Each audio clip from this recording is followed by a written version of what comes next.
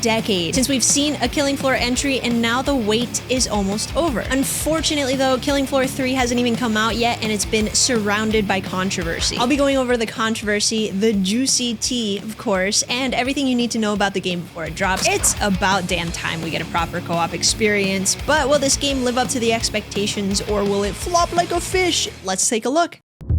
To really understand the issues this game has, we need to start from the beginning. Killing Floor 3 was announced in Gamescom back in 2023, and the initial hullabaloogie for this game was huge. Everyone and their mom was hyped for the next installment in a series known for its fun, co-op, arcade, brainless Zed massacre, skin-tearing goop, bloody meaty bits flying everywhere gameplay. I really liked Killing Floor 2. It was a lot of fun. Tripwire Interactive, which is the development team, promised a darker, grittier tone this time around, essentially going back to its roots from the first Killing Floor. The new game is set to take place over 70 years after the events of Number 2, where this mega big bad corporation created an army of bioengineered monsters called Zeds. It's your typical story at this point. Honestly, it's nothing new. Timu Umbrella Corporation creates beefy zombies that terrorize the world. It's whatever, but it gets the job done, I guess. Origin story, check. You get to play as several members of the Nightfall Specialists, which is a rebel group trying to fight for humanity's future, which is kind of cool. Everything seemed super dandy with the announcement of the game until the massive red flag popped up and sent the hype for this game tumbling down a big old trash pile.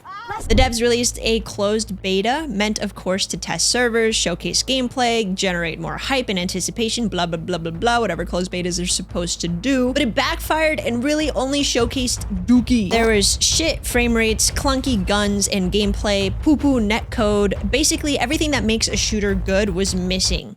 How the fuck do you do that? It was so unpolished that the backlash caused the devs to delay the game. Now, I know some of you may be thinking, why was everybody so mad about a beta, which essentially means that the game is still a work in progress? What it came down to was the timeline. The game was supposed to release 2 months after the beta. 2 months. And that's not enough time to fix all the doo-doo for poo-poo puffs that was going on in that game. People were anticipating the game to release in an unfinished state, basically, which is obviously no bueno. It was not looking bonita. Thankfully, the devs didn't ignore the backlash. Instead, they released a statement announcing the delay because they had, quote, missed the mark. Yeah, maybe by a mile. Since then, they claimed to be committed to addressing the community's concerns and improving the experience, but many still have doubts about the game because, to be fair, some of those issues should have been addressed internally instead of closing your eyes and hoping for the best, throwing a closed beta at us. Did they think people weren't going to notice the issues? I mean, where was the quality control? Why were there not more betas performed earlier in development that addressed a lot of the poo? There were valid concerns, I guess, from people that were active fans of the series. But wait, bam, there's more. On top of that, there's a theory that developed, and of course this is a theory, so take it as that, it's not a fact. Basically, the theory said that Killing Floor 3 was originally developed as a free-to-play game called Nightfall before being remushed into what it is today. There's traction to this theory, of course, because of the fact that the design of the game was so different from the feel and gameplay of a traditional Killing Floor game. So a lot of people felt that there was some truth behind this, some weight, some oomph.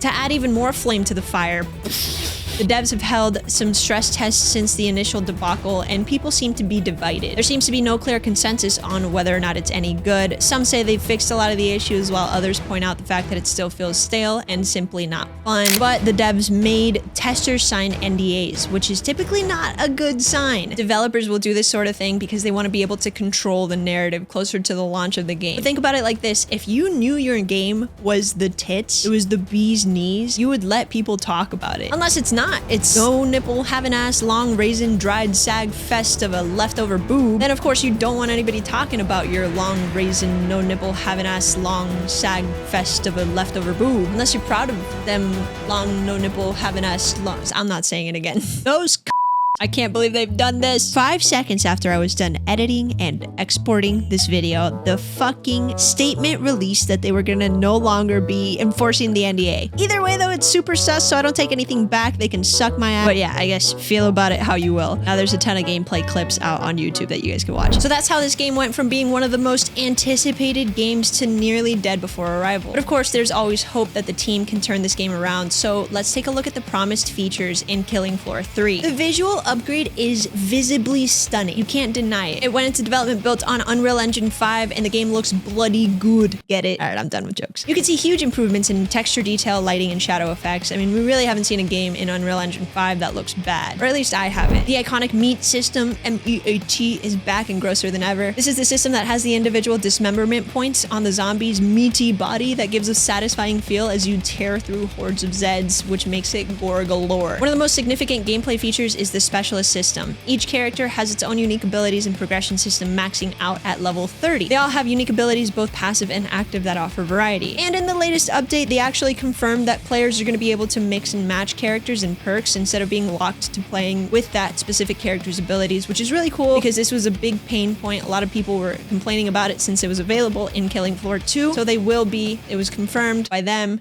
If it doesn't happen, blame them. They will be bringing that back into Killing Floor 3. The movement was also overhauled. You can now slide, jump, climb, dodge, weave, becoming a movement demon. I would say that the movement is the one thing that really aged the previous game because it just made it feel really clunky, not being able to sprint. So I personally think it was a smart move to implement these modernized mechanics, movement mechanics into this game. But of course, there will be people that bitch. I remember when people got mad that they added a sprint button to Halo. I'm a fucking super bioengineered soldier. Why am I moving like snail? This makes no sense. Let me sprint. So I guess that part of it is up to personal preference, whether you like it or not. Zed's also got a bit of an upgrade. They are now menaces. They hunt in packs, which is terrifying. They also can flank players and even crawl up on walls and jump down at you from ceilings. Everyone knows that gamers don't look up. That's gonna be fucking terrifying as well. They had environmental traps that you could use in Killing Floor 2, but they were pretty useless. Maybe I was using them wrong, but I never used them. But there seems to be more of an emphasis on environmental traps in 3, adding things like turrets and other traps to set up, which thank fuck, because there's zombies on the ceiling now if you haven't heard. If you're planning on picking this one up, it will be available on PS5, Xbox Series S and X, and PC, and will be crossplay, which is a huge W. Here's the specs if you want to play on PC. I'll put them up on screen so you can read because I will not be reading all of that. To say that Killing Floor 3's journey has been rough.com is an understatement. Tripwire Interactive is supposedly taking this time in the delay to rebuild, but will it be enough? Hopefully this game can be a testament of the power of gamer feedback. We'll find out though on July 24th when it releases. Thanks so much for watching this video. I hope you had fun watching me yap for however long this video was. Hit that like button down below for the algorithm gods to send this video everywhere so we can grow our masses and eventually take over the world with our evil plans. Until then, I'll see you guys in the next video. Bye.